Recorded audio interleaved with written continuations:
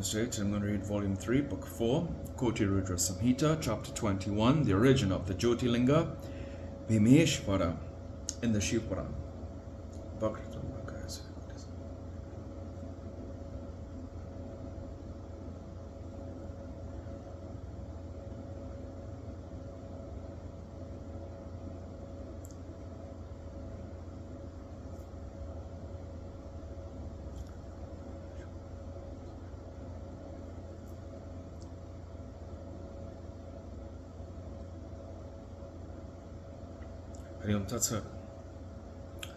Sutta said, with a desire to accord benefit to him, Shiva stayed with his devotee, along with his gunners. In order to protect him, he remained concealed there. In the meantime, a great meditation was started by the Lord of Kamarupa in front of the earthen idol of Shiva. Then somebody informed the Rakshasa, the king, in performing a black magic against you. Sutta said, on hearing it, the Rakshasa was infuriated.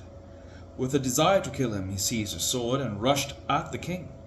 On seeing the earthen idol of Shiva, the Rakshasa thought, contemplating on this idol, he is doing something. Hence I shall kill him along with his adjuncts. Thinking thus, the extremely infuriated Rakshasa spoke thus. Bhima said, O wicked king, what are you doing here? Tell me the truth.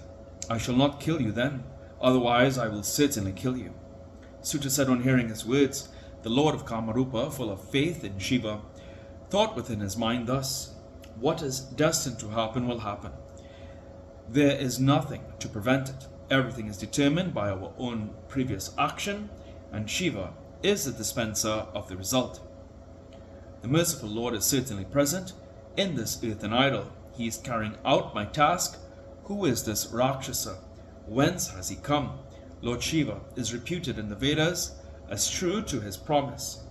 He carries out his promises in the interest of his devotees. The promise is, if and why any terrible person harasses my devotee, I shall kill that wicked person in order to save him. There is no doubt in this. Thus emboldened and meditating on Lord Shiva, the king reminded him of the promise mentally and devotedly. O Lord, I am yours. Do as you wish. I will tell him the truth. Do what is beneficial to me. Thus meditating in his mind, the king, bound by the noose of truth, spoke the truth, slighting the Rakshasa. The king said, I am worshipping Lord Shiva, who protects his devotees, who is the Lord of all beings, mobile and immobile, and who is free from aberrations.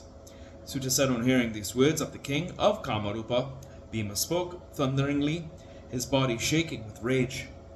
Bhima said, your Shiva is known to me. What harm can he do to me?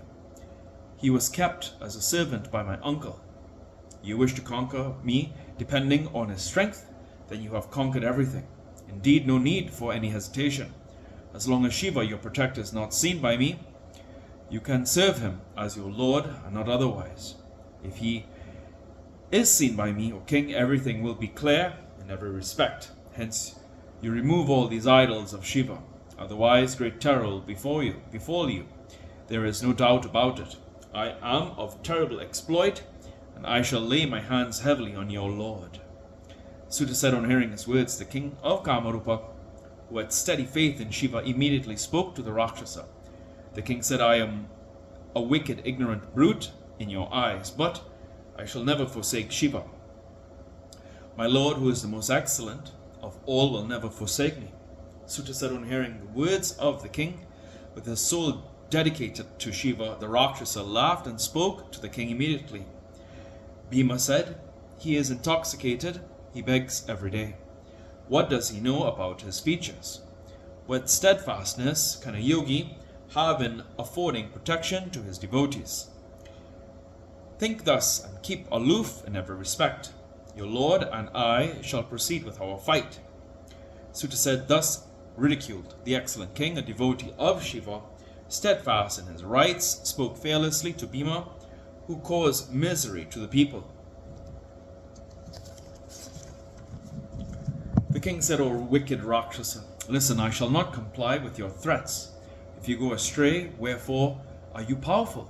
The Sutta said, Thus addressed by the king, the demon rebuked him and hurled his terrible sword at the earthen idol. See, now itself your Lord's strength pleasing to the devotees. Saying this, the powerful demon laughed in the company of the Rakshasas.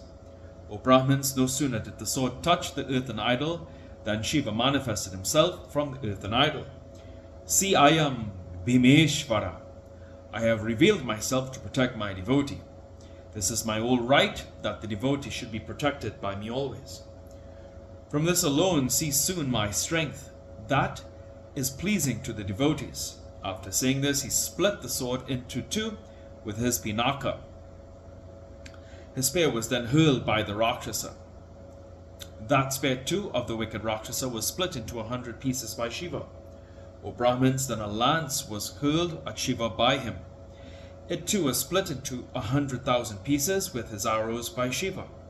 Then a huge iron club was hurled at Shiva by him. Within a thrice, it too was reduced to small pieces like gingerly seeds by Shiva with his trident.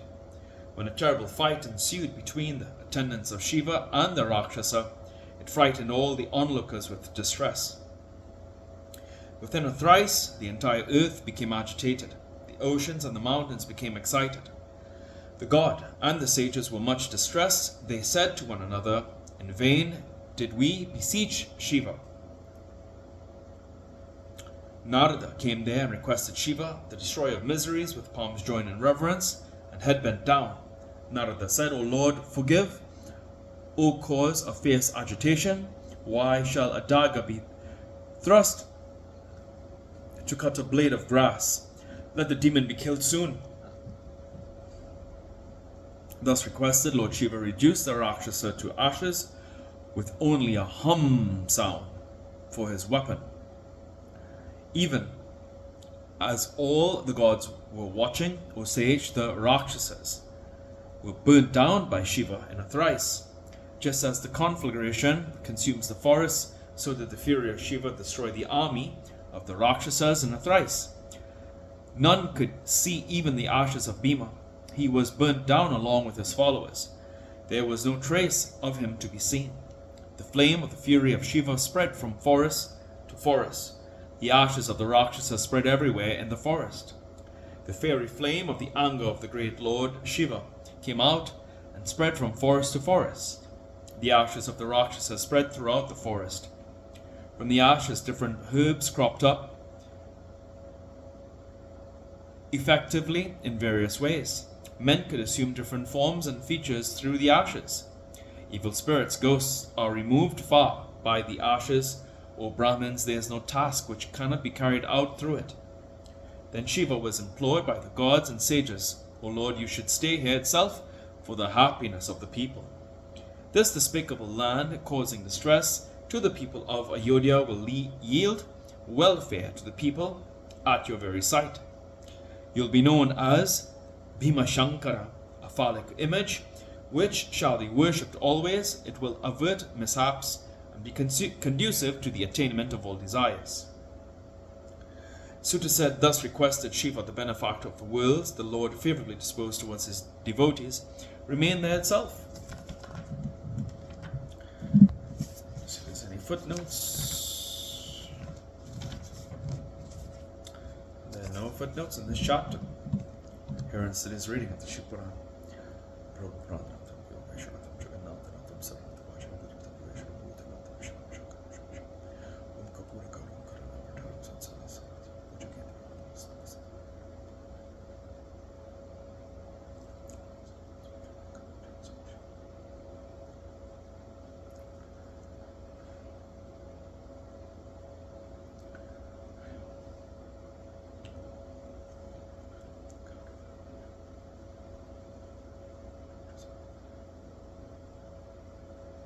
That's